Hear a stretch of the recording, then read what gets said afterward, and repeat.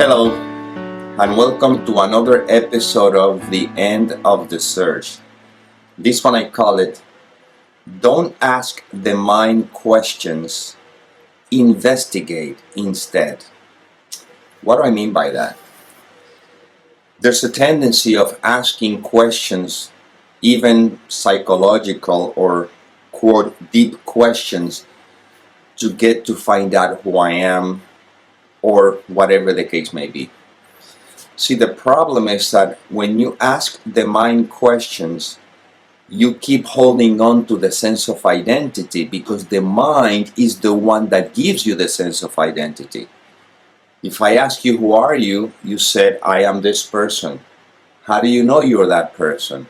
Because the mind told you so. And you're simply listening to a thought in the mind. When I ask you, for example, don't identify with any thoughts and what remains, what is left, obviously the mind's trying to answer a question. What is left is peace, is tranquility. No, if you go to the mind, you already identified with the sense of identity. I am pointing to the obvious, and the obvious is that experience is what is, and that is non-conceptual. You don't need to think about it. You know you exist because that's what you are in essence. Everything else is the mind covering up with concepts. The concepts, I'm a person, this is who I am, and then you can add all sorts of attributes to that one. Good, bad, ugly, pretty, successful, failure, attributes or defects, it doesn't matter, but these are all concepts. You simply are. So when you ask the mind a question, the mind is going to throw out all sorts of possible answers, and you still engage in the sense of identity. Investigate instead is very different. You're not asking questions to receive answers, you're noticing the obvious. For example, one investigation could be, can you find the thinker of the thoughts? You see? At the beginning, the mind is going to say, yeah, I'm thinking them. Well, stop for a moment. See if you can find that entity that is thinking the thoughts. And if you really do the investigation, you will notice that you can never find the thinker of the thoughts. What you will notice is how thoughts do appear and disappear. That's different. So, if thoughts appear and disappear, and they appear in me, and I am not the one thinking them, because if I was the one thinking them, then I could choose which thoughts I want to think, but I don't have choice in the matter. I just notice how thoughts appear. That investigation allows me to notice that thoughts appear and disappear, and then I can begin to ask. And the question that I'm talking here, not asking the mind, but again, this is where the language gets a little tricky here, is that, okay, if thoughts appear and they disappear, if there's no identification with the thoughts, what remains? You see? These are not questions that you're expecting answers. These are investigation that leads to the obvious. The obvious is that when there's no identification with the thoughts, then I am. Just what remains is what is. You see? And then you may find yourself, okay, but why do I bother by thoughts? Well, you're not bothered by thoughts. You believe the thought that you're a person. And because I believe that thought, then all these other thoughts seem to have an effect on me. But if I know who I am, which is ever-present experience, then these thoughts cannot have any effect on me. You see? So that's when the investigation of the who I am, which is not a question that you want answer because the mind is going to jump in that particular wagon. What the mind is going to do is going to begin to ask, who am I? You see? And this is when everything gets a little turbulent, gets tricky. Because now I am sitting with the mind, with the conceptual mind, as an individual who claimed that is trying to ask a very important question. Who am I? But the question is actually asked by the mind and is keeping the mind intact. Who am I? Now the mind is trying to give you an answer. And some may come up with all sorts of very interesting answers. I am the ever-present oneness. Okay, that sounds beautiful, but you're still saying it as if you are really finding something. You don't need to answer that question. Who am I is not so that I can come up with, I am the all-encompassing one with everything. That is still the sense of identity who's answering the question.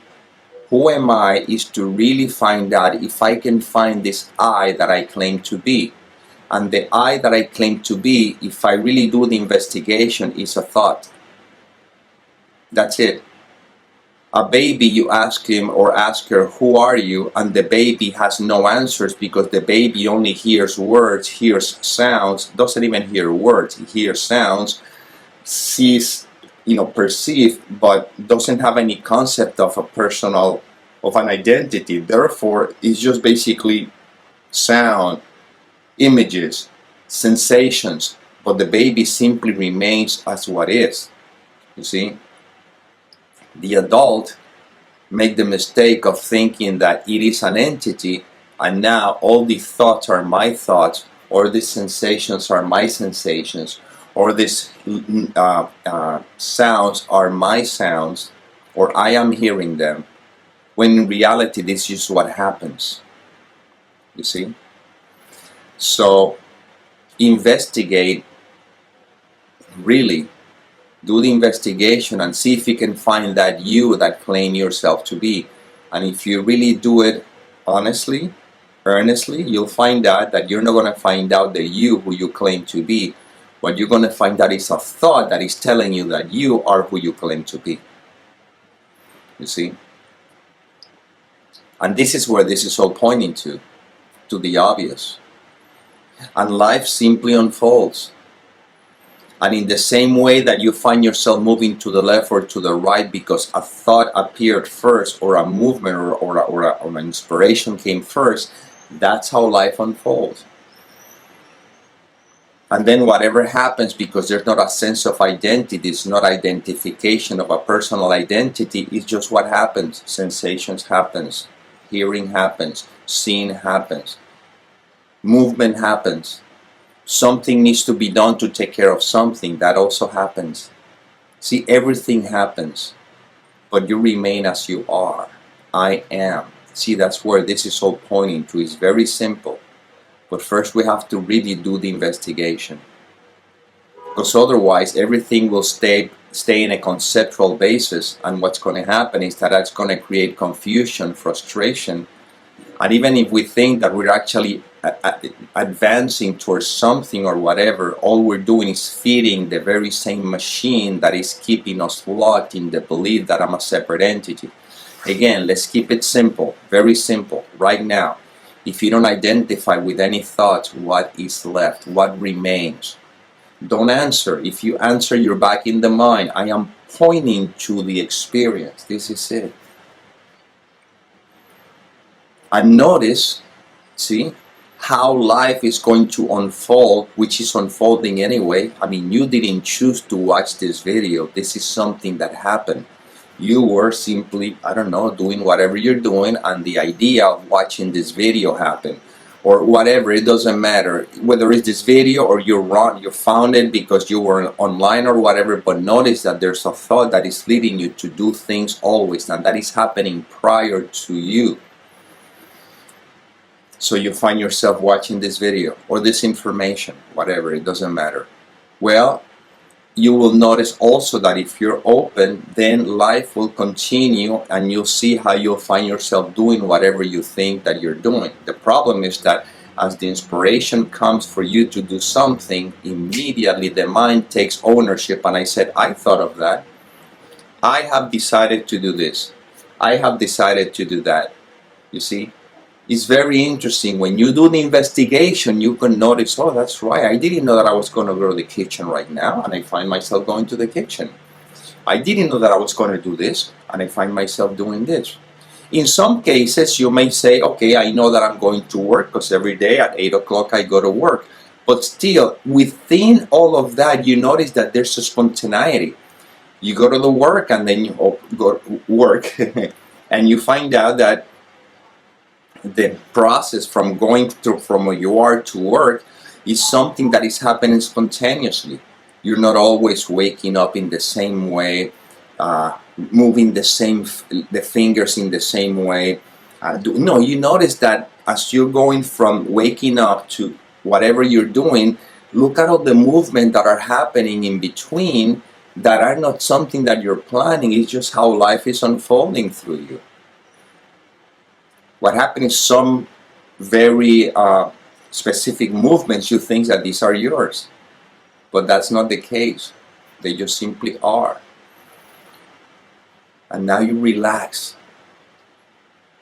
You rest in beingness, because it's all there is. And then life is a movie. Some days seems to be okay, some other days seems to be a little, challenging. Sometimes you feel in a particular way, sometimes you feel differently. But these are just sensations, movements. It's movements of energy. You are the ever-present energy. That's what you are anyway. I don't even like to call it anything, not even energy, but just for the sake of conversation. You are this energy field, And then in that energy field or space, like whatever you want to call it, thoughts is a movement of energy. Sounds is a movement of energy. Sensations is a movement of energy, you see. But when you locked onto the belief that I'm this separate entity, then the energy begins to contract itself, or seems to be contracted into a separate entity. I'm this separate entity, and now all these thoughts are tangible things that are happening to me, and the sensations are very, they can be sensed, they can be experienced, and they're happening to me. You see, all of this, all of a sudden is happening to me, but that me is a thought. That me is not an entity. That me is simply an idea. And the conceptual mind cannot trap this. But if you do an investigation earnestly, you'll find out, of course, life is. And then everything is taken lightly. Everything is taken with more detachment. A sensation happens. Don't let the mind interpret it. It means nothing. And if I'm supposed to do something about it, I'll find myself doing something about it. And if I'm not supposed to do anything about it, I won't do anything about it. Because the thread of the mind always is the same. But what if you die? What if something happens to you? If the investigation hasn't been done, then of course sensations will enter into panic. Why? Not because of the sensation. The sensation is a movement of energy. But then the thought comes in, which is another movement of energy. And that thought interprets the sensation. What does it mean? And then you begin reacting to the meaning. But the reason you're reacting to the meaning is because you never question who are you. So now the mind is always trying to protect the sense of identity. It's trying to find out what can serve it or what can hurt it. But what if you simply are? Does that mean that if you rest in what is, implies that if something can hurt you, you will allow it to happen? No. What we're pointing to here is that you are, and then life takes care of life by simply seeing that if something could hurt you, well, life will naturally move you to walk away. If you put your hand on a burning stove, it'll hurt you, and I'll guarantee you that you're not going to put the hand in the burning stove and you're going to sit with it in there thinking, okay, this really hurts. No, automatically you'll find yourself pulling your hand away. Well, life is like that. The things that may not serve you, you see how naturally you'll be pulling away from them. But not because you chose to pull away from them, but because that is what's happening. You see? And the things that you may feel attracted to, you may find yourself, drawn to it, but not because you chose to be drawn to it. It's because that's what's happening. You see? So life is happening. Don't ask the mind any questions. They're worthless. Mind is not going to get you anywhere.